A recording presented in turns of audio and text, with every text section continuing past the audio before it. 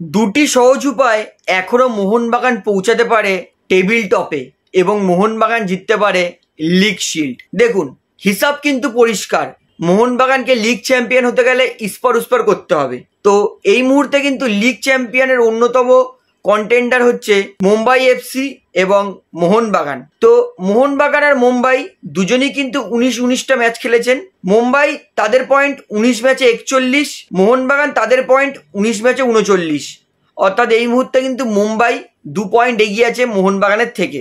এইবারে বলি কিভাবে মোহনবাগান জিততে পারে লিগ শিল্ড। প্রথম সহজ উপায় হচ্ছে মোহনবাগান আর মুম্বাই যেহেতু দুজনেরই 3টে করে ম্যাচ আছে, ধরে নিন মুম্বাই তারা তাদের 2টো ম্যাচ জিতলো, তখন মুম্বাইয়ের পয়েন্ট হয়ে যাবে এখন আছে 41, 6 পয়েন্ট নিয়ে 47। মোহনবাগান মুম্বাই লাস্ট খেলা, তখন মুম্বাই পয়েন্ট থাকবে 47 এবং বর্তমানে মোহনবাগানের আছে 39। মোহনবাগান যদি 3টে ম্যাচের মধ্যে 2টো জেতে তাহলে মোহনবাগানের হয়ে যাবে 45, 39 আর 6 45। অর্থাৎ তখন 2 ডিফারেন্সে তাও মোহনবাগান পয়েন্টে পিছিয়ে থাকবে এবং লাস্ট ম্যাচ ডিসাইড করবে কে হবে লিগ চ্যাম্পিয়ন। লাস্ট ম্যাচ আছে মুম্বাই আর মোহনবাগানের মধ্যে, সেই ম্যাচটা যদি তখন মোহনবাগান জিতে যায় তাহলে কিন্তু মোহনবাগান 1 পয়েন্ট বেশি নিয়ে লিগ চ্যাম্পিয়ন হয়ে যাবে। এইটা হচ্ছে যদি মুম্বাই আর মোহনবাগান দুজনেই সবকটা ম্যাচ জিতে। তাহলে যদি মুম্বাই এখান থেকে ম্যাচ হারে তাহলে মোহনবাগানের এত কিছু করতে হবে না, মোহনবাগানের জিতলে চলে যাবে।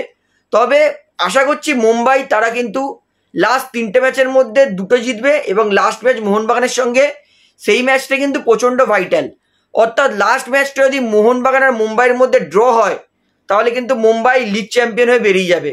অর্থাৎ মোহনবাগানকে তাদের লাস্ট 3টে ম্যাচের মধ্যে 3টেতে জিততেই হবে এবং ইনক্লুডিং লাস্ট ম্যাচটা যেহেতু মুম্বাইয়ের সাথে আছে সেই ম্যাচটাও মোহনবাগানকে জিততেই হবে।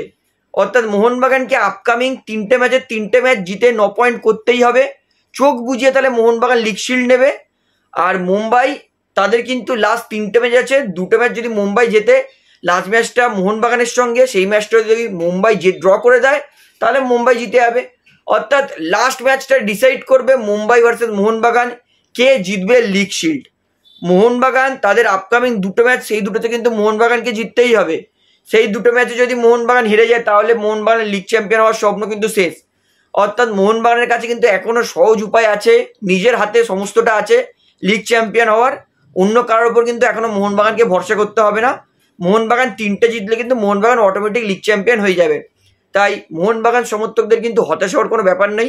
মোহনবাগান আপকামিং 3টে ম্যাচ জিতলে কিন্তু লিগ চ্যাম্পিয়ন হতে পারে। তো এটা হচ্ছে প্রথম উপায়।